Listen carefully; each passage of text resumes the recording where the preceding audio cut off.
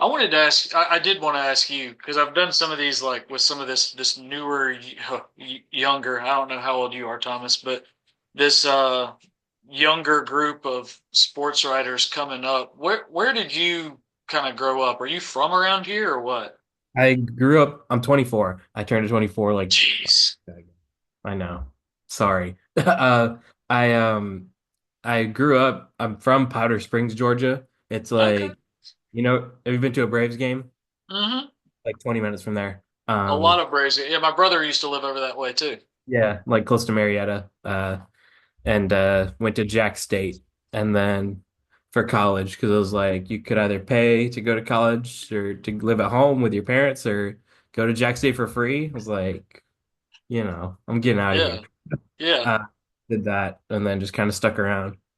Okay. Did you get like a scholarship to Jack State? I was I was on academic and I think band was a good chunk of it too because I did band oddly enough. Yeah, I was in the Nice. Market Southerners, which was fun. It was fun being a part of something like that. Yeah. Yeah. Was it a lot different like from where you were from? A lot of traffic, a lot of congestion. Was Jack Exactly. State a breath of fresh air or It what? was nice. Like I mean, it like for reference, like we got the Chick-fil-A like right when I went there, and then we got the Starbucks 2 years later. And like the people in the town of at Jacksonville were like, man, like this is gonna congest the roads and like it's gonna be awful, like with the Starbucks. They were right, honestly. Like there's Yeah. one road and like it was just like out in the middle, but like they were like, man, this Starbucks is gonna ruin it. And like and then like if you drive 10 minutes down the road, you're in Pleasant Valley High School who just won a 2A volleyball championship, but they got a Dollar General and people were so mad because like, it's taken away from, Bill and Ted's, like Yeah.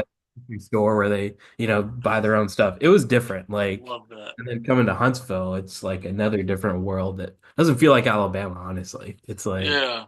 almost feels like hopefully no one hears me say this, feels like an extension of Tennessee almost. Like it's just growing so much. But Yeah. So you're based out of Huntsville then? yeah, I live like right across from Madison Academy. So Oh, okay. We were in Huntsville over the weekend. We were at oh, Monster Jam at the Von mhm. Braun Center. Yeah. That's a different level. We've been to Jam twice this year now. We went at Protective in Birmingham and obviously open air stadium, and then we Right. went at the Von Braun Center. That is a different level of loud I bet. in that dome. Oh Yeah. my God. Like I had the Protective like headphones you would wear if you're going to Yeah. shoot rifles, and Yeah. my ears are still ringing a little bit. Yeah. Did you see like the lake that like the man-made lake that was on the other side of the Von Braun Center? The one Like like kind of in that little yeah, park or yeah, whatever. yeah, yeah, the park. Yeah, we did. Well, I've been there before, Yeah. but we didn't go in. Yeah. They were having there was some Something. sort of Kind arts of. festival or something. I was getting dinner. I was getting dinner with my girlfriend. We were on a date, and like we were like right across the street, so we could hear like the monster trucks and literally everything. I was like, dang, we should have gone to freaking Monster Jam. Why am I sitting at this Italian Dude, restaurant? it's fun. Like I'm like weirdly hooked, and it was such an int and this is no comment on anybody and their preferences. Everybody do your thing. But when you had the art thing across the street, you Yeah, had Monster Jam in the main Von Braun Center, and then I guess one of the other halls of the Von Braun Center was Comic-Con, yeah. and That's these all. were all converging at the same time. You talk Yeah. about an eclectic group of people just in the streets of Huntsville. It was different. It was very different. There was one weekend we were down there, and there was like this punk rock concert going on, an anime convention, and like a business thing, all in the Von and the some kind of basketball tournament, all in the Von Braun Center at once. And it was just like, what the crap? Like, you would never see these people together ever in real No, life. no, that's what we were telling our son. He's 5, and like nothing really phases him. Like we've got some people in our neighborhood that for Halloween put up some decorations that are they're not even PG-13 rated. Like I passed by it and I'm like, I don't want to look at this. This is horrifying. So like he saw some characters and was like, what are, because kids don't have filters, and he's just like, what is going on? And we were like, they're dressing up like characters from stuff. Think of it like Halloween. And then he was just like, okay, where's Gravedigger now? I just want to go see the trucks, you know. Yeah. So it was definitely different and unexpected, but kind of hilarious at the same time. It sounds pretty cool. Yeah, Next year, if it's in Birmingham or Huntsville or wherever, she was looking at it because she's like, "Oh, you need to go to Monster Jam," and she's like, "Oh, there's another one in Birmingham, but it's Birmingham, like across the pond, England." yeah, Is yes. where that she's like, "Damn." I would after going to both of these now because we went. I forget it was like last month when it was at Protective. Mhm. Uh, I mean, no disrespect to Huntsville, they've got what they've got in the Von Braun Center. It's just a different show. Yeah. There's Mhm. obviously way less space, and so there were I think 8 trucks total there, and maybe 12 or something in Birmingham. In Birmingham, they've got more space. They can Yeah. go faster, they can go higher, that kind of thing. Now you get a closer up view of them in Huntsville, regardless of your seat, and there's at least chairbacks, and it's not the kind of bleacher seating that's at Protective, but it was a better show Mhm. at Protective for sure, but Mhm. fun regardless. So Good to it's know. cool. It's cool. How did you like where I always love asking people this. Where did sports writing enter the equation for you? Where did that start? Yeah, I mean, for me, it's kind of different. Like I didn't really know what I wanted to do. I wanted to do just kind of thinking of things like something in it was about like advertising or marketing or Yeah. PR, journalism, TV, that kind of group. And I was like, oh Yeah. well, com degree, I'll just use that for any of that crap. So Yeah. got on there and just kind of liked the people there, honestly. Like the people were really cool, and I think I told my mom one time I was like, this stuff is really cool, but like, the writing stuff, like, it's so boring. Like, why would I want to do that for the rest of my life? And then she's like, yeah, I mean, you've always been good at English, so maybe, that's your thing. I was like, heck no. So, and then just met some really good people. One of them he was, his name is Ben Cunningham. He was an editor at the Anderson Star for like a long time. Like, he's not like 100 years old, but he's getting there. I'm just kidding. But he was there for a long time, and just really vast knowledge, and kind of hooked me up with the right people. That's kind of how I got on with my first job at the Star. It was Friday Night Football, and then they're like, oh, he can write 6 graphs that don't sound terrible, and then turned into basketball, and just kind of doing a bunch of other stuff. And then, um, near the end of college, it was at the point where I was working 40 hours at the Anderson Star, and then I was also editor in chief of the Chanticleer, and also just doing whatever else. So it was just like at that point I Yeah. was kind of, yeah, okay, this is what I'm gonna do. So but I mean, it kind of got to the point where and TV's different in the sense that there's 2 sports reporters for every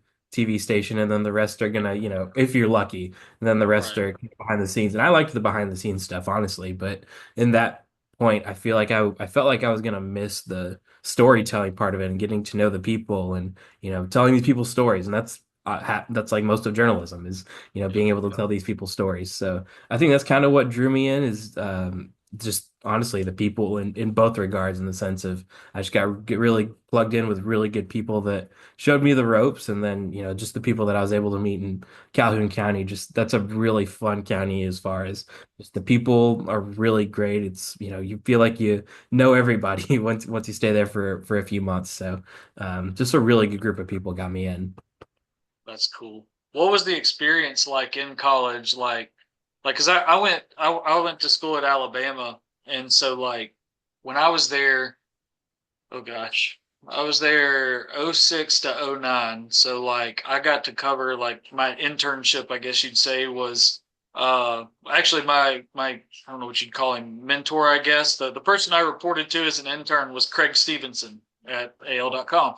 Man. And he was working for a site that was more of, I think it was affiliated with ESPN back then. This is like before recruiting stuff really took off. Like it was everybody was trying to compete with Rivals and Scout, and like that was pretty much it. Now it's blown up to everything else, but like my experience was mostly covering football practice and various home games, not road games or anything, but And then basketball, if I wanted to, softball, stuff like that. What all kind of stuff? Like, did you have a particular beat in college, or were you kind of all over the place?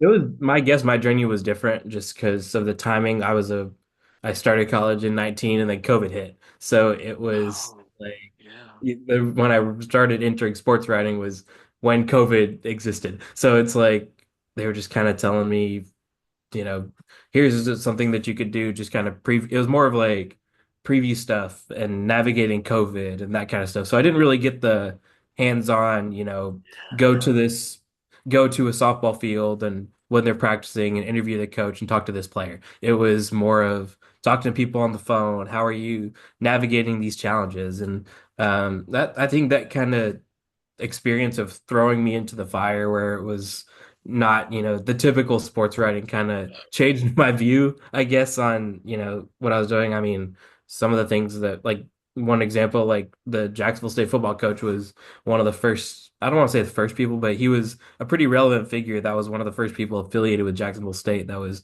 diagnosed with COVID. And like he was one of those people. So that was a big deal, obviously. And then it was navigating that and who was going to be the assistants because we didn't know much about COVID at the time. yeah, So it was, and then, navigating the schedules and how are different schools scheduling. And mind you, this was my first introduction to journalism. So it was like yeah. nothing too in depth. Like looking back, if I was in that now, it would just be so different. And I mean, I remember the Anderson Star, they did a really good job of I think one of the series they did was like a letter that the student athletes wrote letters about not being able to complete their senior year and kind of wishing farewell to their sports and that kind of stuff and really interacting with the community. So, it was just a different time, I guess, in that regard. But Yeah.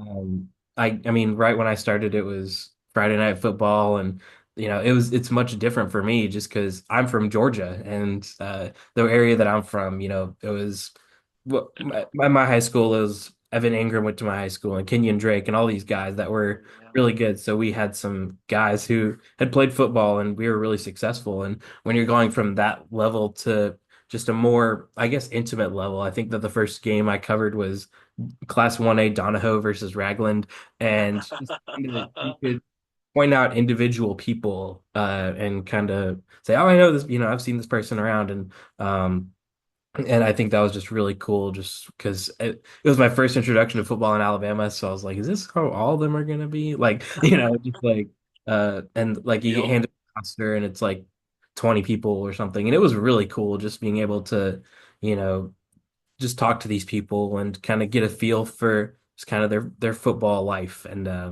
Yeah. that's really different. But obviously there's a different level in Alabama when you get to the Hoovers and the Hewitt Trustvilles and those guys. But that's just kind of where I started was in those 1As and 2As and 3As, and that's I think that was the best thing that could have happened to me just because you're Yeah. able to meet all the people and you can look out in the crowd and see all the individual people. So Exactly. I think that was really I totally agree. Like I've said it before. Like so much of what I've covered has just been your class 6A, your class 7A, because that's just kind of where my location, geographical location is.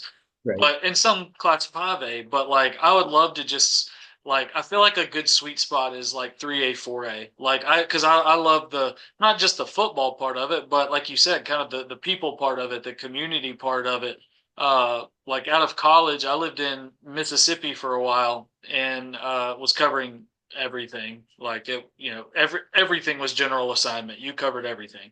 Right. And so I wanted to make a big deal of covering football that fall because it's what I really wanted to do and love to do. And I could see the stadium from my house. It's small town. I think they were 3A, and now like 3A in Mississippi is different than 3A in Alabama. But like, I'm trying to remember. Like, so this would have been 2010, and so like I would keep stats obviously on Friday night, but now they've got some programs use Game Changer. They give you stats right after the game, that kind of thing. Some don't, some do. Some are like, we'll give you the stats after we watch the film, that kind of deal. Well, the Right. coach, like the town was so small that the coach like knew where I lived without me having told him, and so I'm like, that's weird. But I would. it would be on like Sunday mornings or Sunday afternoons. Like obviously, like the game was Friday. My story has been done for 36 hours. And Sunday afternoon, whether I was home or not, he wouldn't knock on the door or anything. I would just be able to go out to the mailbox on Sunday afternoons, and he had put a stat file in my mailbox, and like that's so different. Like that does not happen anywhere else. It's never happened to me anyway. And I would just get like a text from him, like Sunday evening, be like, "Hey, I put the stats from Friday's game in your mailbox." Like I don't know, something about small town and football is just super cool. Right. It is. And like, I think that one of the things that you also get when you go to those is you know the people from I'm going to use Spring Garden as an example just because we followed them a lot at the Star because they were good at everything. It's the same girls that are playing volleyball, then they go to basketball, and then they go to softball, and the same kids go from football to basketball to baseball, and it's just that same group of people. And you really, if it was like up to me and it was like you can cover one school, it would be one of those schools like the Spring Gardens or Yeah. those. There's so many good people and so many good stories, and these are the people that no one's better than anyone or anything like that. I mean, it's just everyone just loves sports. One, I mean, there's if you look at a small town, there's not really much else to do. No, But no. because they love the community and they just want to give back, and that's kind of part of the reason why a lot of these small town athletes are just so put on a pedestal just because they want to give back to that community. Yep. Do you is I was trying to look. Is Bill Smith still the head coach at Donahoe? He was new like a year or two ago. I don't know. I mean, I don't know if he's retired yet or not. I I, don't I know. I think that like that was one of the last coaching changes that was made before I left Yeah. the Star, but I think Okay. so. I didn't know if you I didn't know if you got to meet him or if you've covered him or known him at all. He's the best. He used to be at where all has he been? He's been at Huffman. He's been at Shades Valley. Mhm. And he's one of the best characters. Like he'll say a lot, but he's one of the most genuine coaches that I've ever met and covered. And uh, he'll tell it like it is, and he is a great one to talk to. But I remember he's coached at those highest levels, and then you know last year I think it was last year might have been his first or second year at Donahoe. So I don't know if he's still there. I haven't talked to him in a bit, but that's a guy that that's coaching, has coached or is coaching in that area, that is wonderful. So how did you get to AL.com? Yeah, it was, I guess, kind of it was a really quick process, honestly. I had, kind of put feelers out for other jobs, but it was either just didn't feel like the right fit for me, or it was just the hiring process was so long, I guess you could say. And that's kind of how it is in this industry. You never really know. But it's it was really quick. I mean, I saw the posting online and it was something that was really interesting to me just because it was a new area and obviously a really good person to work with Ben Thomas, who's one of the best in the business. And it all happened, I think, like how I remember it is I texted him on Monday that I had applied, and then Wednesday it was, hey, we want to talk to you. And then Friday, let's do an interview. And then the next day, he was like, let's do another one. Monday, and then Wednesday, he was like, do you want to work for us? And it was like just like the fastest thing that I could possibly imagine. I was like, okay, like, but I mean, it just seemed like the right fit at the right time. And you just look at Huntsville. I mean, I was raised in a basketball family. Obviously, like I'm 5'8", so that didn't really work out for me. But I was raised in a basketball family. Just the basketball up here is just so cool, and it's just kind of next level in that sense. And the same regard that football is just really big in Birmingham and these Mobile areas. Huntsville's just a powerhouse for basketball, and so there's just some really cool places up here. Obviously the city's growing so much, and I think they just kind of saw a need for the city's growing so much. Let's put a lot of emphasis on it, and it's just a really quick process. And I mean, just kind of looking back on it, it's like that happened so fast. At one, 2 weeks ago, I was working one job, and then that next I was, put in my 2 weeks and going to a new one. So it was really quick and a really quick turnaround, but it all just kind of felt right, I guess, with the people and everyone I talked to was just, it's more of, it, I guess it's less of, you're an employee ID and you do this every week. And it's more of, what do you like to do? What do you want to do? I just feel like I'm a person there. And, obviously that was the case at the Star as well. But when you get to a big level corporate kind of thing like Yeah, AL.com or a Gannett or, these and literally enterprises, those, you never really know how it's going to turn out with these yeah. chains. But I mean, I just feel right at home. And I feel like, I'm just working with some really good people who really care about the stuff that goes out and care about that I genuinely like what I'm doing. That's awesome. That's Yeah. awesome. Yeah, you're not kidding about basketball up there. Coach Sweers has built quite a powerhouse up there at Huntsville. I remember him from when he was an assistant down here at Mountain Brook.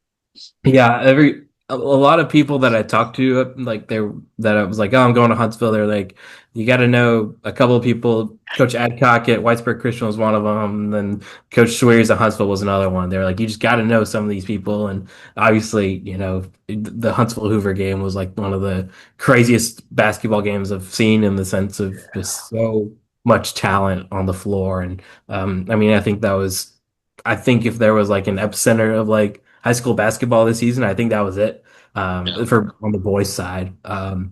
But it was, just that team was so good and not just good, but they just had some great people on that team. I mean, there were just a ton of really nice dudes yeah, who excelled in the classroom. And obviously, they're going to do some really cool stuff. I mean, you got like Auburn and Samford and UNC Asheville and Chattanooga and Lee University. And then they have another guy who's a sophomore in here. And he has offers from Jack State and North Alabama. So, I mean, that's one example of just a really good team of just really good dudes and really good athletes. But there's a good chunk of them up here. I mean, the way that the basketball playoffs kind of evened out. I mean, there were a lot of really good teams up here that were sitting at home, and that's kind yeah, of the nature of it, I guess. I mean, that's changing, but it's just yeah, there's so much basketball up here, and it's such quality basketball and such really good players.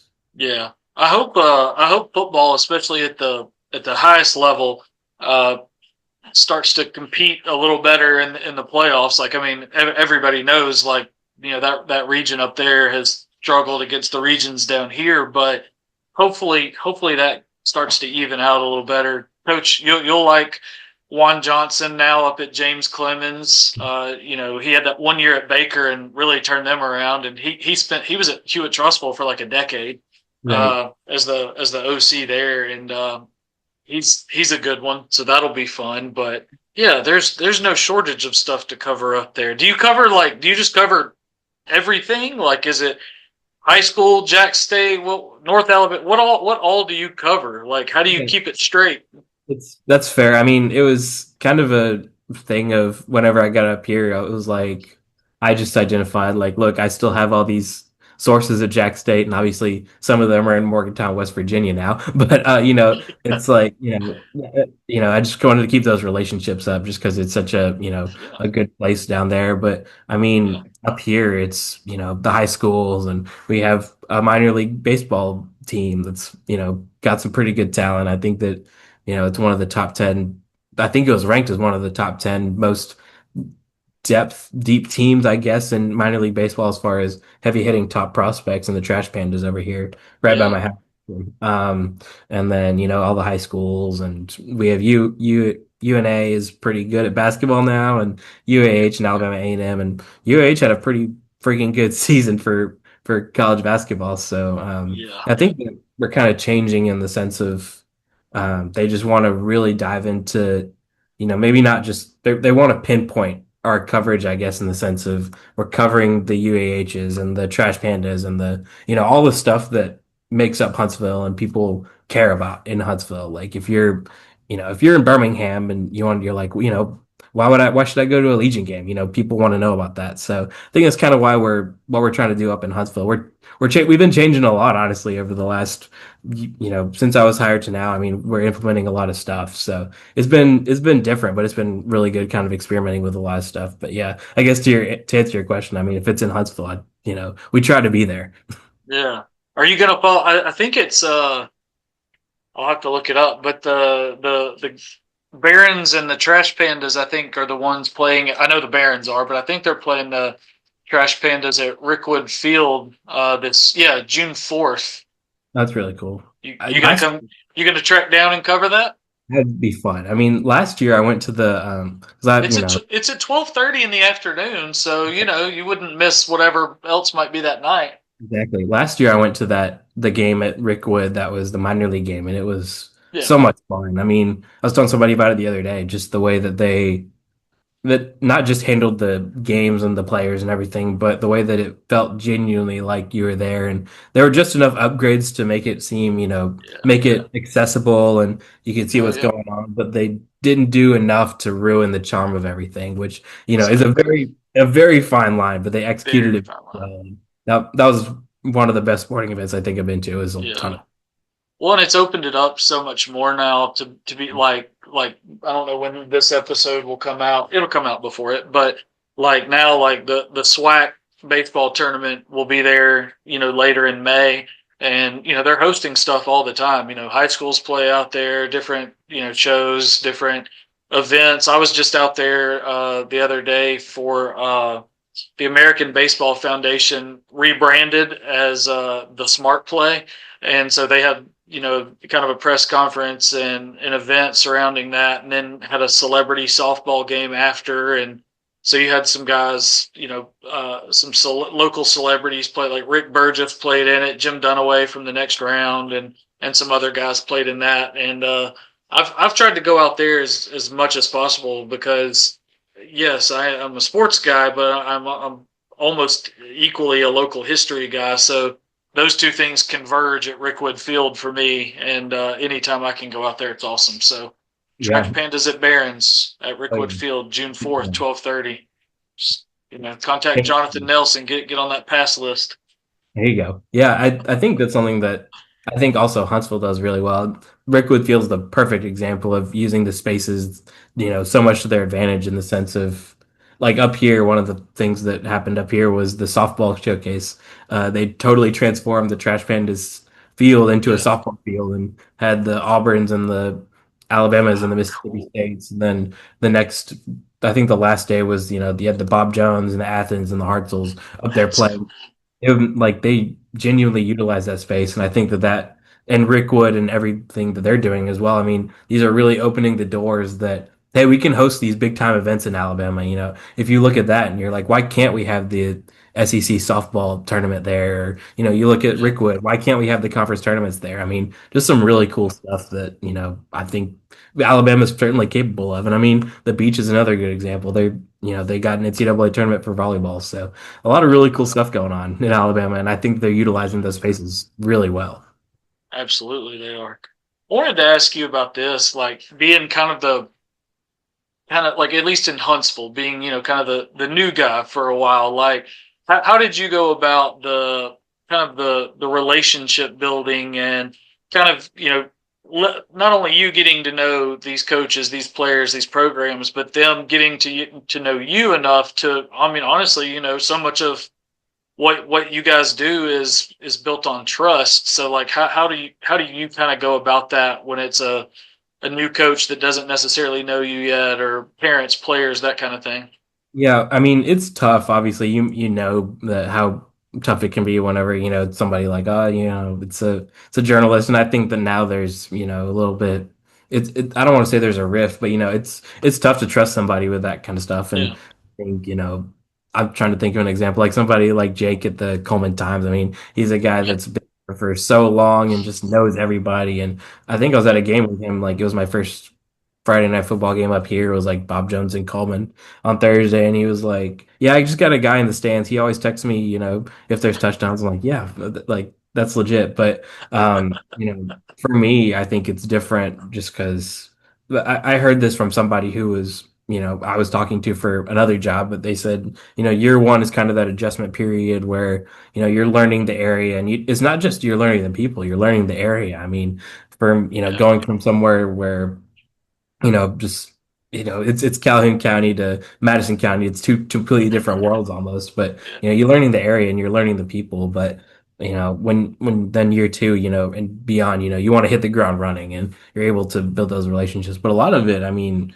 for football is just kind of being present. I mean, and Mhm. I think that more of that was I was able to do in Calhoun County because I was there for a little longer. And, up here, it's like when you've got like 20 million things going on, it's like, okay, can I make it out to that soccer game tonight before I gotta, get this newsletter out or things like that. So it's a little Yeah. different up here just because I have more responsibilities. But, when you're trying to build that, I mean, I think half of it's just being present. I mean, these people genuinely appreciate that you're there for a basketball game and that you show up for regionals and that kind of stuff. I mean, you think about some of these places that are lucky. I mean, I think Spring Garden's a good example of a place that's really lucky to kind of have that intersecting coverage of, they have the Gadsdens and then they have the Cherokee counties and then they have the Calhoun counties that all kind of merge and they show up and they're there. And then, there's the other areas that, that they just don't have the coverage that some people have. So,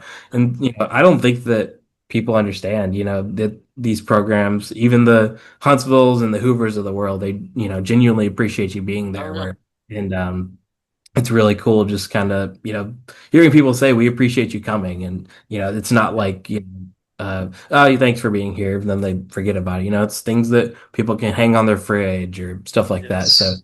I mean, Yes. people genuinely appreciate you being there. I think just kind of being present and being in the moment and genuinely, showing interest for what's going on around you is just Yeah. half the battle. I totally agree. I've got kind of two examples of it. I'll go back to Mississippi.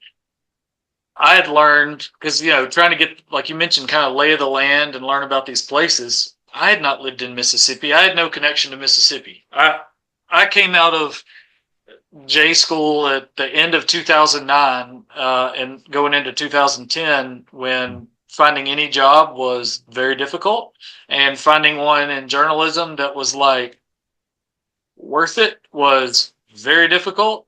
And so I had two job offers, and I picked the one that was closest to home, and it was 4 hours away in Mississippi. So I had no connection to this place, didn't know anybody. So every relationship was brand new. But I really obviously gravitated toward the football team, the coaches, that kind of thing. And I found out kind of what their big rivalry game was, and it was last game of the year, that kind of thing. So I was building up to it throughout the year, covering all their games, getting to know the kids, all that kind of stuff. And I told the coach, I was like, this was like 2 weeks before that game because it was a weekly paper, but daily stuff all the time. Mhm. And I just told him, I was like, look, I want to do something that kind of previews the game, but like I was always trying to think at least slightly outside the box. Like I didn't like to regurgitate the same thing that everybody was doing.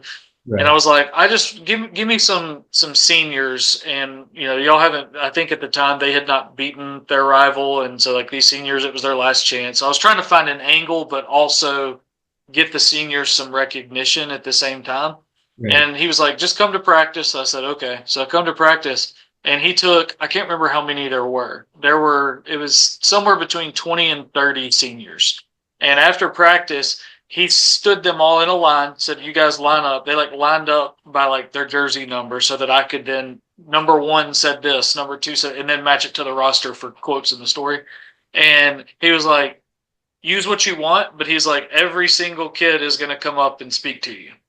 And Right. so I interviewed like 25 kids, like just coming up in a, like, it was like speed dating almost. And Cool. I was like, okay, that was unexpected. So like it kind of shifted my story to where I was like, I don't remember exactly what I wrote, but I got every kid's name in this feature story and quoted, at least used, maybe paraphrased some of theirs if they said the same type thing, and then used the best quote that kind of summed up that paraphrasing. Right. So that kind of thing is really cool when that happens. And I forgot what the other example was I was going to It is. use. And I mean, that's a good example. I mean, when you kind of learn in the area, I think that you go into, I don't want to say that you go in somewhere with an idea, but you have those things that you go to practice. You're like, okay, I want to, do Yeah. these kinds of stories, and you have this checklist. But I Yeah. mean, I've always learned if you go into somewhere with expectations, you're gonna have something completely different than what you Yeah. were expecting. I mean, if if the team has a star running back and you're like, okay, of course, that's a good example. That's a good time to write about them. They're gonna throw for 500 yards, and that's kind of how it's gonna be for a Yeah. football game. I think that's really cool. Just kind of, that like the example that you mentioned. I mean, you're going in somewhere with expectations, I'm sure, of this kind of story Yeah. that you want to write, but just leaving with something totally different. I think that's Oh fun. yeah. That's the nature of journalism. I think that's really fun. Yeah. Oh yeah. It changed. Like it's such a cool, like, I don't know, like I was just a little bit younger than you when I went to Mississippi. So like it's weird how hindsight and age work, because like as a 22, 23-year old in rural Mississippi, I was like, this place sucks. Like get me out of here. Like send me back to Birmingham. And I didn't stay long. I stayed like 7 months or something like that. Right. But now that I'm older than that, I'm like, I would love to live there and cover this community, and because of the people and the stories and stuff. And I'm like, it's a 15-year difference, which is a long time, but Right. it's a complete 180 in how I think about that place now versus back then. Like, and I was trying to tell stories really well back then. Like that's what I wanted to do, but like now I'm there's like there's not an agenda. Like I would just get to know people genuinely and then write about it that way. It would be so much better now than it was back then. Yeah, I think I'm blessed in that sense with, but good bosses because I know like I've heard the stories of people saying you're gonna write this story, you're gonna ask this question, this is gonna be your headline, and I don't Yeah, think that's journalism. I mean, it's about doing genuinely what you want, and I think that Mark Edwards at the Star and Ben at the AL.com I think have been yeah, really good and understanding in the sense of it's not just go and find a story, it's what do you care about doing, and what yeah, kind of things do you see because they don't see, editors, it's tough for them to see kind of what we see in the sense of, yeah, they don't, obviously they're not as connected in, Ben isn't as connected in with Huntsville as I am because he's in Mobile and that's not his yeah, job. So it's different in that regard of, you know, I think expectations are different and I think that's where you get the best stories. I mean, it's just genuinely what you see and what you care about doing. I mean, and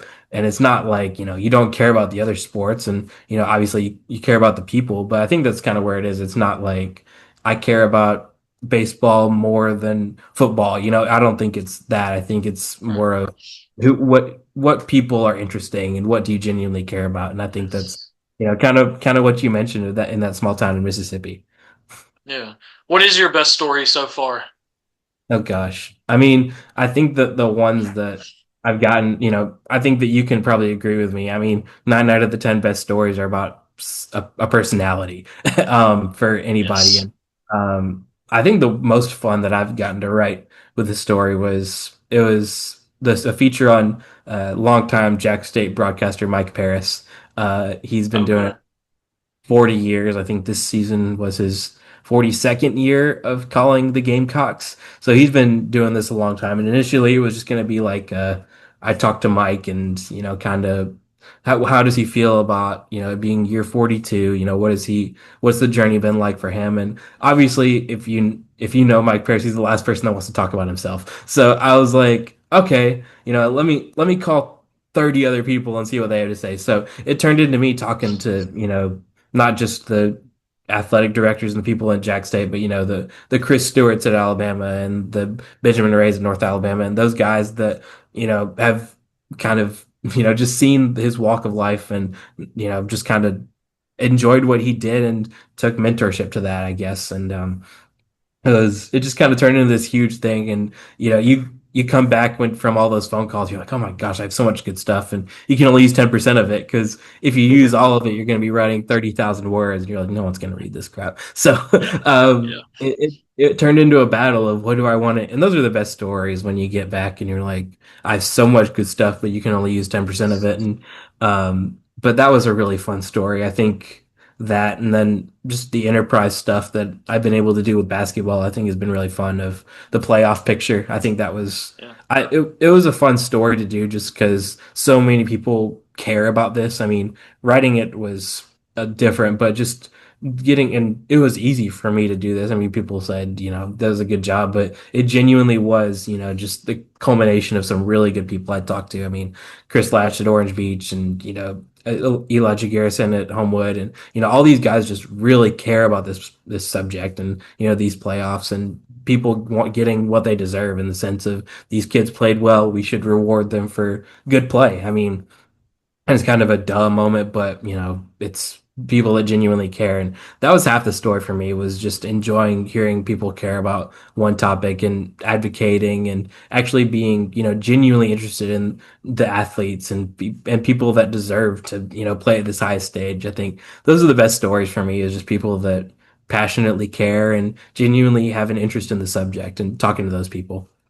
Was that enterprise stuff like, is this about like the way the playoffs are set Yeah. up and It on is. like, was it on the heels of this Hoover Huntsville thing, or was I this? mean, it's part of it is I think that I don't want to say it's a good thing that the Hoover Huntsville game happened. Obviously, it was an awesome game, but you want both of those teams to make it a little farther. But this has been kind of a topic that they've been exploring for the last couple of years, and then you get to today, and then people are talking about it because of the Hoover Huntsville game and the Spring Garden Eider game, where Spring Garden was number one and Eider was number two, and they won 2A last year and dropped down to 1A and were ranked number two behind Spring Garden. And that was your regional final game. So, and it was probably the best 1A girls basketball game all year. Yeah, I mean, I think that those games kind of brought it to the forefront. And obviously, I'm not going to say, it's a good thing, and it is a good thing, but it was good that it brought the much needed attention. And, it's even last year. I mean, it was kind of it was Hoover and Huntsville were kind of destined to be on this collision course, and there were upsets, and that's the nature of basketball, and that's kind of what they're going for in that regard, is that you don't want to play these heavy hitting matchups, and if upsets are bound to happen. I mean, you're going to have these powerhouses getting knocked off, and that's the beauty of the sport. I mean, that's why everybody watches March Madness. I mean, you want to watch the St. Peter's win, and you want to watch the Oral Roberts win, and that's just the beauty of the sport. But they want to make sure that that process of the best teams getting as far as they possibly can, and and not just getting as far as they possibly can, but getting what they deserve. And I think that's kind of what they're hoping to do with the change in the playoff formats and the area tournaments and that kind of stuff, is rewarding a really good regular season instead of the last two games of the season, meaning 90% of your season. yes, yeah. I mean, I haven't really had the conversation much with basketball coaches over the years, but I've certainly had it like with a few baseball coaches, like especially down here in this area where you've got like, oh gosh, I don't know if they're in the same area now or not, but like you've got Hewitt Trustful, Hoover, Oak Mountain, and like Vestavia, and it's Yeah, like, okay, well those are four of the best teams in the entire state, and we're like packed into one region, and only two of you get in, exactly. and then they play 35, 36 games, and six of them matter. Exactly. Like for who gets in, it's like you could get on a and they're all at the end of the year. So it's like, well, we've played 30 games. We're going to have some dudes banged up. We might not be at our best, but only these six matter, and only in this like 2 week window or week and a half window of time.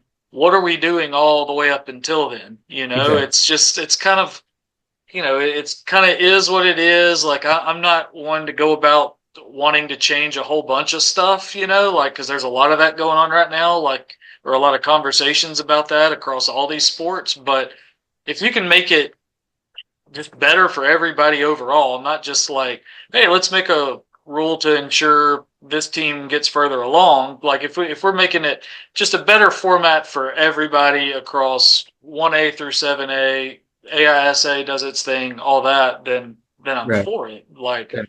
I don't know, like I'm struggling with it right now with this football and the Mhm. transfers and the NIL stuff. Like I had a Right. podcast out recently with I don't know if you saw it or not, but with Mountain Brook's coach Chris Yeager and Alma Bryant's coach Bart Sessions, and You haven't listened to it and you're listening to this podcast, get off of this one and go listen to that one, because oh man, there's a lot, isn't there?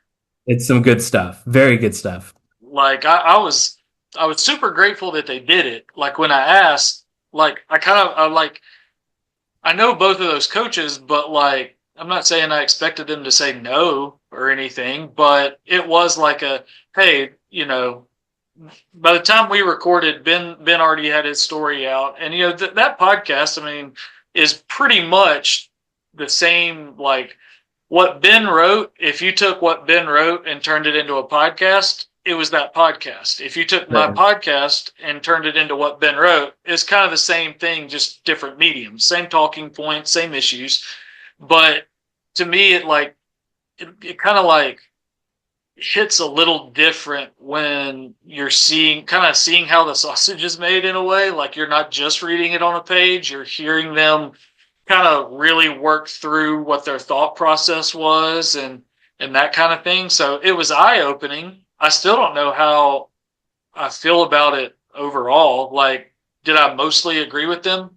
Yes.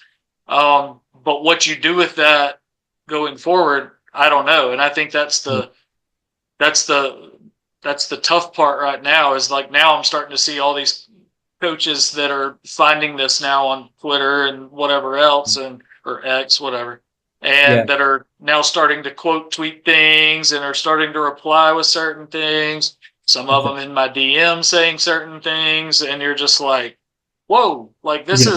this is what y'all are spending the entire offseason talking about." I see Right. that now, Yeah, but I think the one something else that people don't realize is like there's literal like legislative stuff that happens behind closed doors, and it's not just like Mr. AHSAA gives a thumbs up or a thumbs down. There's genuine people that are, it's almost like Senate in the sense of if you side with me on this, I'll get you back, that kind of stuff. And it's people that are genuinely, there's committees for this kind of stuff, and there are genuine processes for, it goes to from one committee, and then that hands it off to that one, and then it hands it off to this one, and then it gets the okay from, the higher ups and that kind of stuff. So yeah, it's a bunch of processes that, if you, and it's not something that people, should know about walking down the street, and it's not, common knowledge. It's people that know about it are the ones that are sitting in the chairs in the offices and taking the time to do that just because they're so experienced in this stuff. And, it's yeah. so interesting just kind of hearing about the processes. And you probably know it better than I do of just hearing about everything that goes on behind those closed doors. Yeah, well, the wheels of legislation turn slowly, for sure. But like I think I said it in that podcast, is like, our state is kind of surrounded by these states that have adopted different things. I mean, we were talking more so transfers and bona fide moves and stuff like that. And we're surrounded by NIL. In Florida, in your home state of Georgia. I mean, heck, a bunch of Mhm. Alabama coaches have gotten their 25 years in Alabama and said, "I'm moving to Georgia. I'm gonna collect my retirement check from the state of Alabama, and I'm gonna go get paid in Georgia." Yeah. It's just a fact, and I don't blame them. But I like again, I think I said it on this podcast where Alabama has long been seen behind in a lot of things, not just athletically, but certainly academically at times, stuff like that. But like I kind of said, I was like, I kind of like that Alabama is going about this at a slower pace. Mhm. Whereas in the past, it was like, come on, Alabama, catch up. I kind of like that we weren't just immediately jumping at NIL and stuff, because what NIL, what its intent was and what it started out as for like a week and what it became are totally different things. I remember Pierce Quick that played at Hewitt Trustful. As soon as he got to Alabama, I remember seeing him on a local commercial here for like a food service place in Trustful, and he Mhm. was just like, "Hey, when I'm home, I pick this stuff up," and I was like, "That's cool. That's NIL." And then Yeah. it like very quickly became these collectives, and you got to pay me and all this stuff, and I'm like, "That's not name, image, and likeness. That's a pot of money. Like Right. that's not NIL. That's not what it is." So like, there's a certain faction that are pushing for that for high school kids here, and I'm Yeah. like, if it looks anything like what we're seeing NIL has become, I don't want it. I don't Yeah. want it at all. Yeah. I don't know what that means for even like. people like you and me covering games on a Friday night. What is that going to look like? Like, Mhm. are we going to see kids being like refusing to play based on money stuff, or like, are we going to have high school football jerseys now with like massive logos for car dealerships, or like what? Where are we going with this? I Yeah. just think there's still too many questions that need to be, I guess, answered. But I don't know. There's something icky about it, and I can't really put a finger on it. Yeah, I mean, you're right in the sense of it seems like a lot of other states are kind of having to push the brakes, in the sense of they've Yeah, done so much that it's like, okay, we need to figure this out. And they're just kind of playing catch up where chaos is kind of happening behind them. And I mean, like you said with that, like if Kool-Aid and McKinstry were still, in high school, in Iowa's thing, like that'd be so cool to see him and like, get these opportunities with Kool-Aid. Like I can imagine like that'd just be so cool, for him in high school. But like, um, I mean, like you said, Alabama kind of moving slowly. It kind of has its perks in the sense of they're they're not behind the eight ball. They haven't dug themselves in a hole quite yet. And quite yet. it's been it's watching the way that Georgia, because I worked at a paper in Georgia and I kind of learned the processes of the playoffs and that kind of stuff. And it's just I know that there's a few athletes that have left Alabama to go to Georgia just because, Yep. there's better situations. And if you can get some money into, get a house or retire your parents, definitely do that. If you're Yeah, getting money to do so. But, it was kind of viewed as okay, Alabama catch up, like you said. But, there's certainly perks to that now. I mean, Georgia's kind of having to play catch up and dig themselves out of that hole that they made right now. I mean, you can look anywhere on Google and you can kind of see just that they're having to push the brakes a little bit. So, there's definitely perks, but I think in 3 or 4 years, I mean, the sport could certainly look different than it is now, and Friday Night Football could certainly look different.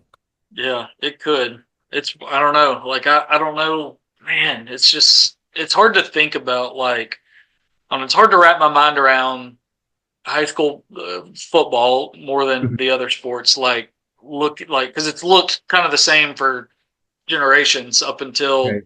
very recently, and it's hard to imagine a world where we're at, certain games or whatever, and whatever happens, if there is NIL, like what changes will we see on a Friday night? Like, will we see kids, demanding to, come out of a game or go into a game, or will we see, hey, some hanger on that owns a business has poured, X amount of money into a kid, and a coach doesn't like the kid's attitude and pulls him from the game? Is that business owner or whoever now going to come down and, tap that coach on the shoulder and be like, put him back in the game? Like, are we going to have coaches that stand on principle and, and teaching the game, education through athletics at the high school level, that ultimately end up fired or retiring early because they're not going along to get along with this kind of stuff? Like, I just, it's bleak to me if that happens. Yeah. So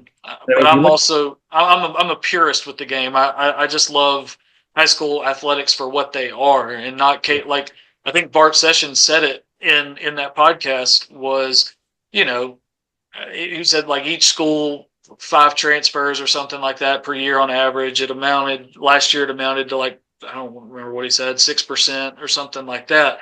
Are we going to legislate based on that 6%, or are we legislating for the people, the dominant percentage of people? right, And the potential for that to happen scares me a little bit.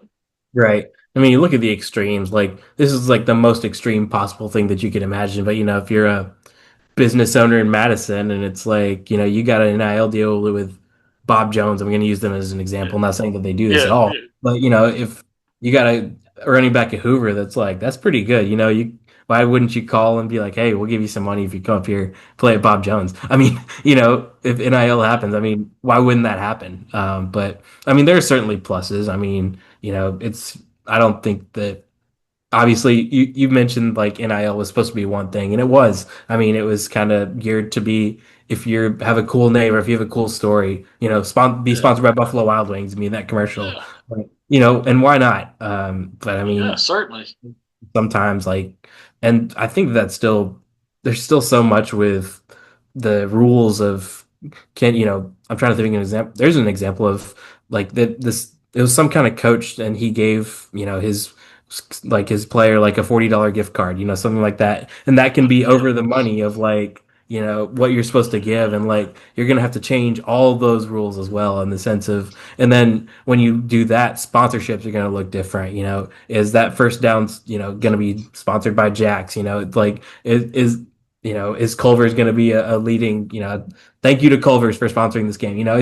It's gonna look so different in the sense of sponsorships and being able to give money, and what coaches are going to have to navigate. And then in that other regard, I mean, are you going to have to hire somebody else to kind of handle that for you? You're going to have to get not an accountant, but somebody who knows the processes, and because not only are you adding, this is kind of a dumb moment, but you're adding so much more to coaches' responsibilities and so much more to their, job description, that it's like, yeah, coaches aren't going to school to know how to, handle money and, learn about these stuff. They're going to school, to teach, and they're learning more about football to coach football. So you're just adding exactly.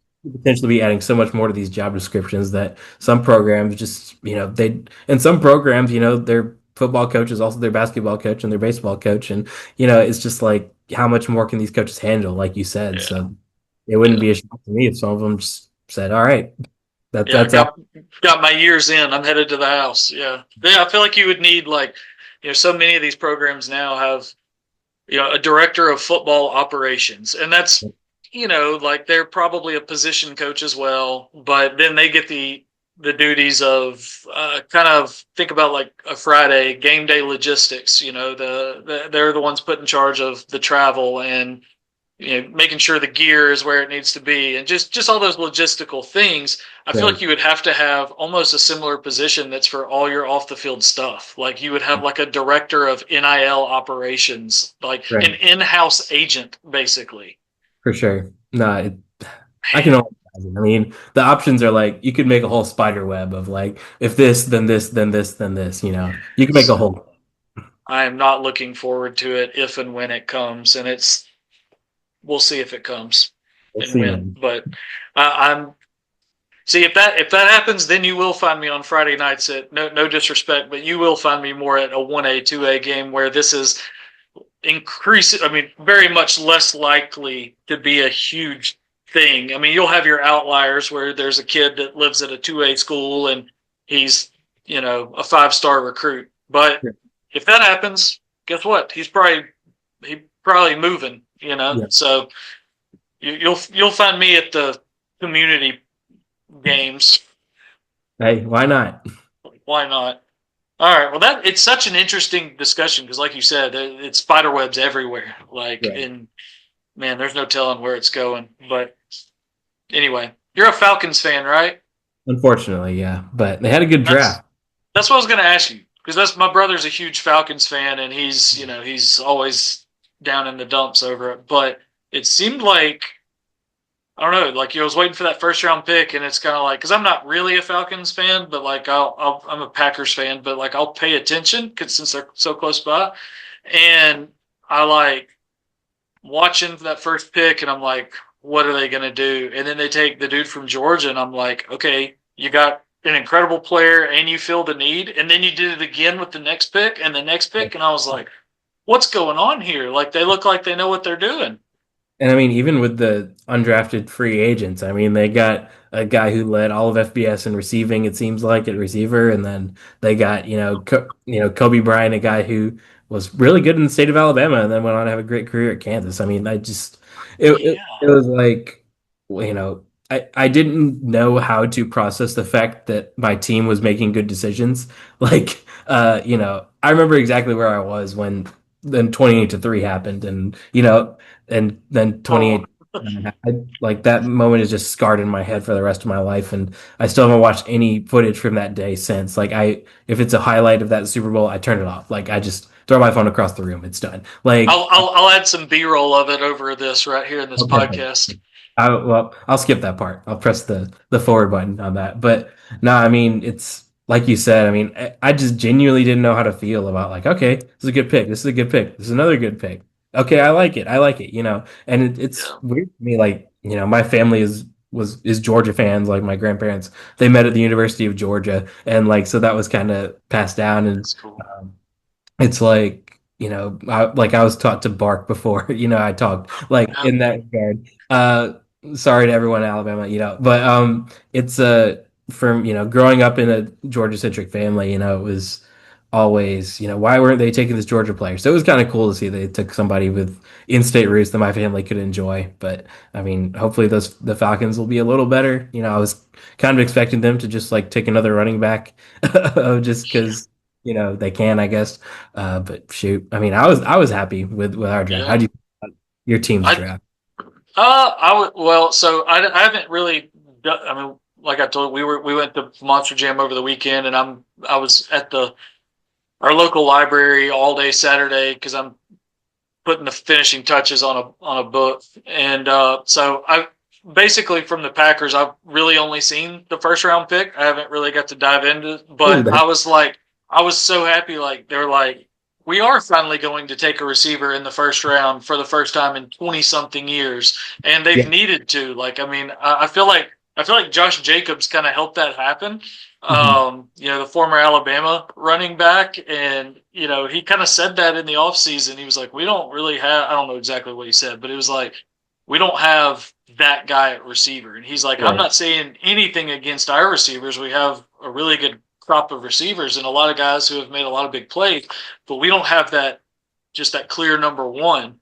And Right. then for them to go out with that pick and say best receiver on the board, we're taking him first round, first time since I think it was 2002. So I was thrilled for that, and it was cool that the draft was there. That was really neat. That is cool.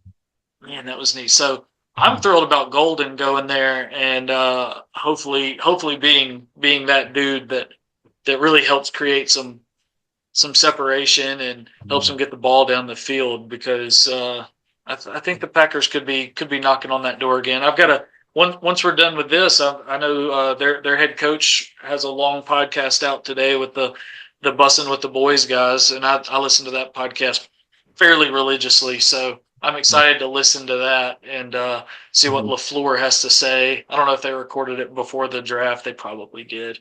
Mhm.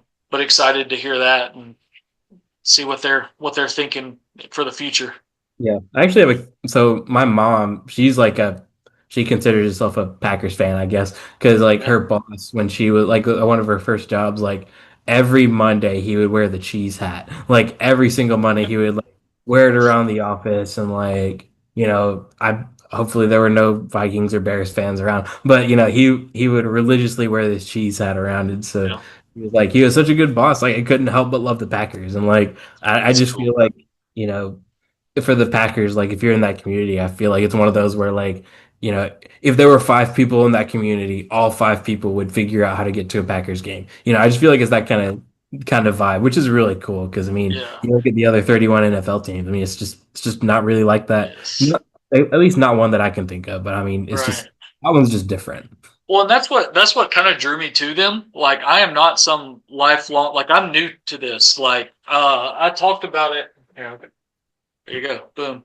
Oh yeah. But I talked about it fairly recently, like maybe probably about a year ago, where I mean I love watching the NFL. There was a time where I was like, okay, if there's a good game on, I'll watch it. But like in college and stuff, I pulled for the Texans. And the Mhm. only reason I pulled for the Texans is they had drafted D'Amico Ryans, and D'Amico was going crazy as a linebacker. And I was like, they've got one of my favorite Alabama players of all time. They also had Antoine Caldwell that played offensive line at Alabama. And so I was like, I'll be a Texans fan, and that didn't last because I wasn't gripped by it. And then Right. honestly, kind of the stuff we've talked about, this introduction of NIL and transfer portal and all this at the college level, where it went so crazy that it was increasingly hard to form a connection with your team because you're like, these guys are going to do what's best for them. I get that. I support that, but I also support loyalty to the place you committed to and signed with, Right. and staying even if it's hard. Like there was a time where when Coach Saban's there, you were getting better experience at practice as a third stringer than if you went and started at Louisville or or somewhere, ACC, Wake Forest or something like that, because Right. you were going against the best of STEM practice. Saturday didn't much matter to you. Exactly. So I was like, with the NIL doing that, I was like, I'm finally going to pick a team, and I'm gonna stick with that. Mhm. And I made a list out. Like I'm a huge Braves fan. I am a lifelong Braves fan, but I was like, I don't want to just pick the Falcons just because they're also in Atlanta and it's a regional thing. Right. I'm a huge Celtics fan. I am not a Hawks fan. And kind of the same reasons that I chose the Packers is why I'm a Celtics fan. Like it's that blend of sports and history. And the Packers are, like you said, they are unique with the way the team is owned and some Mhm. of the tradition and culture and stuff like that. And so I made like a stupid fun. I say funny. If it's funny, I'll let someone else tell me it's funny. But I made a stupid video that was like announcing, like I did it like a high school kid would commit. Like for the next 3 or 4 years, I'll be whatever. And I did a video like that, and like sitting right here, and pulled out a Packers hat that I bought and put it on. Because it's been kind of a joke with my friends over the years, because a lot of them are Falcons fans, the occasional Titans fan, Mhm. and so I made an NFL commitment video about a year ago, and so but I'm committed to it, and so through ups and downs, I'm going to be a Packers fan for the rest of my life, and I don't know all the things I should know about the history and stuff, but that'll be the beauty for me as a new fan, is Mhm. I'll get to learn all that stuff and really lean into it, and hopefully go to a game at Lambeau sometime in my life, potentially, but Mhm. preferably in September or October, I uh, do. and Game. not further into the season. Hypothermia. Yeah. So, or if they come down to Atlanta, I'll certainly go to that, or Mhm. Tennessee, but Right. yeah. So, and I mean, it's obvious. I love the color green for some reason. So, uh, that doesn't hurt. But yeah. Anyway, how do people follow your work? You can find us on al.com. That's pretty easy. Yeah, it seems pretty easy. For somebody like me, it might be a little tough, but and on Twitter, obviously we got I think we're doing some pretty good stuff on Twitter. You can find me at what is it, underscore Thomas Ashworth, I think. It used to be Thomas Ashworth 0, and then I was like, because like that was the only number left. I was like, I don't, I'm tired of Oh, being 0. So I changed it to the underscore. Um, oh yeah, there it is. Underscore Thomas Ashworth. Yeah, it was something about this year. I was like, that's a weird number to have at the end, but it was the only one that was left. So, but I changed that one. But yeah, we got a lot of good stuff coming. Obviously, we're in the midst of like every single sport happening at once right now. We You were in the throes of spring right now. yeah, with spring football, and then and even AAU basketball, which, obviously it's like, we don't directly cover that, but, a lot of these people are getting really involved with AAU basketball, and then obviously the playoffs, and then in 3 weeks it'll all be done, and then we're like, what do we do for the next, Yeah. month? Um, so it's, I don't know what the next 3 months are going to look like just with the summertime. I guess we're just going to be, you probably know better than I do. We're just going to be looking for crap to do. Justify our pay. I know what I'm going to be up to. I'm going to be at a lot of football practices and summer workouts at Clay Chalkball. I'm gonna follow them around all year, That's cool. this year, and I'm gonna do something with that. That's probably been talked about on a podcast that will be out a week before this one. But I've talked about it already with I had Kent Babb on the podcast not long ago, the writes for the Washington Post, and we talked about it a good bit because he's written a book I haven't finished it. I told him that on there. I was like, no disrespect, but I have not finished your book. But I was like, I want to talk about your book though, and how we just nerded out on the process of how he went about it. So I'm kind of looking to do something not exactly the same, but like similar enough that I wanted to talk to him. So I'm gonna be in Clay a lot this summer and every single game this fall. I feel like that's a program that you could really do a lot with too. Just like, because I mean, they're good now. They were good 5 years They've ago. Good. They've been good. they've been good since they were created out of thin air, pretty much. Except for their very first season, they were not very good. But Like you yeah, can find something, some really good history at pretty much every point in that program's career, you know, yeah, but and then obviously it's in Birmingham, so yeah, that's yeah. that's Well, and it's 10 minutes from my house. I've covered them since I think when I moved back from Mississippi. Like I mean, I had covered like because going to school in Tuscaloosa, like I had covered high school football in Tuscaloosa. I don't remember if I covered Tuscaloosa Academy. Holy Spirit was like the first game I ever went to, nice. like covering it, and some other schools, and then had covered some in Birmingham. But I went to Mississippi, did the small town coverage, and I remember when I moved back. I remember this. I moved back like on Halloween in 2010 is when I moved back to Birmingham. And so the next Friday and took a job here. And so Mhm. the first game I covered in the Birmingham area in 2010, this is before 7A was created, was a playoff game between it was Hoover at Clay Chalkville. Oh shoot, And like that's after months of covering small town football in yeah, Mississippi, and I was like, "Oh, this is a lot different. Like yeah, this is it is. this is a lot different." And I've just kind of been like, it's an unpopular thing for a Trustful guy to say because I went to Hewitt Trustful, but I've had a different kind of connection, I think, with the Clay Chalkville people over the years, and still keep in touch with them. People from former teams still, Right. you know, tagging me and stuff or reaching out. I'm friends with several people on that coaching staff that I've covered when they were in a different role on that coaching staff, or they were a player on that team and that kind of thing.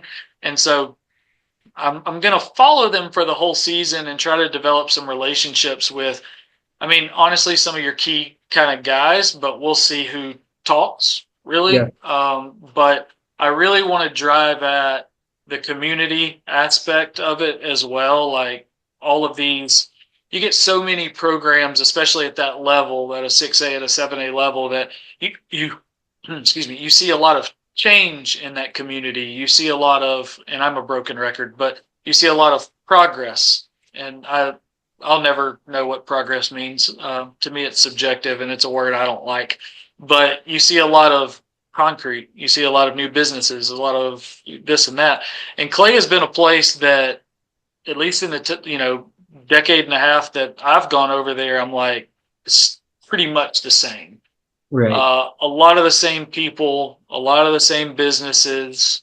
Even if a business changes, they're not really tearing it down. They're just adapting what's there. And so That's I really want to intertwine the football as kind of the centerpiece of the community, and what the community means to the football, and what the football means to the community, for sure. and is the place on the verge of change, because they are. They're about to get. They're going to build a new high school. They're going to build a new football stadium, and so it's kind of, what does this season mean in the grander scheme of all this change, and just kind of exploring, is this place about to really change, and Mhm. just kind of drive at that and kind of ask those very vague open-ended questions and just kind of see what people have to say about it. Right. Yeah, I'm sure you'll end up with something completely different than you think you will. So, and that's the beauty. Fact. Yeah, what I'm hoping, and maybe Coach Floyd over there can create it if he hasn't. But what I'm hoping is, you know how these coaches can be at any sport, where they they have kind of like a theme each week. Like when you get into a season, maybe not baseball or something like that, where you're playing, or softball where you're playing a lot more. But there's one Friday night every week. That's your deal. And there's like a word they focus on, or a topic they focus on for that week.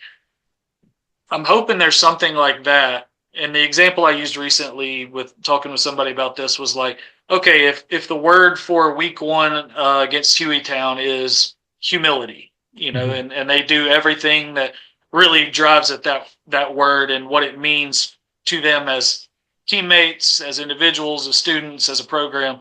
I want to have almost like a chapter on humility as it relates to community at large, and then kind of game week and what it meant to the team, and kind of do that I like 10 it. times. That's So, cool. something like that that would help it kind of help it flow and connect.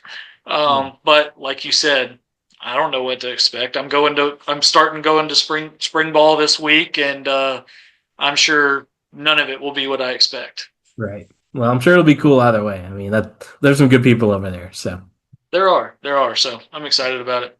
But I appreciate you doing this, and it was good to get to know you a little bit more. I know I've only seen you like maybe one time at like Super Seven or something like that, but I'm not in I, this stuff in the daily grind like y'all are every day anymore. So I mean, there's always that one time where like every single sports writer comes out of the bushes, and you're like, man, you're still around. Like that's oh, cool. you're still here.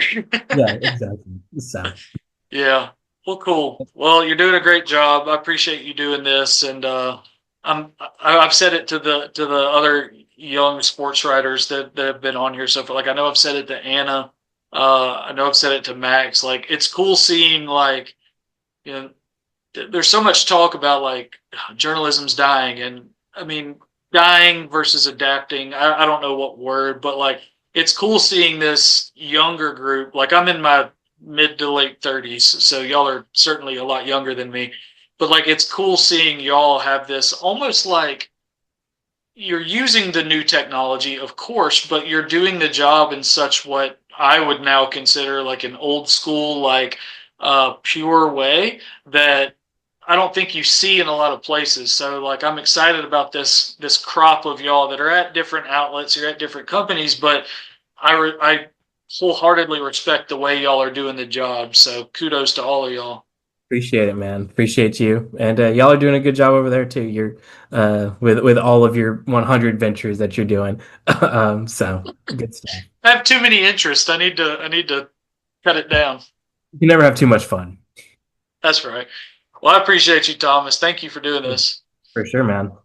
All right, I'll see you later. Sir, you take care. You too.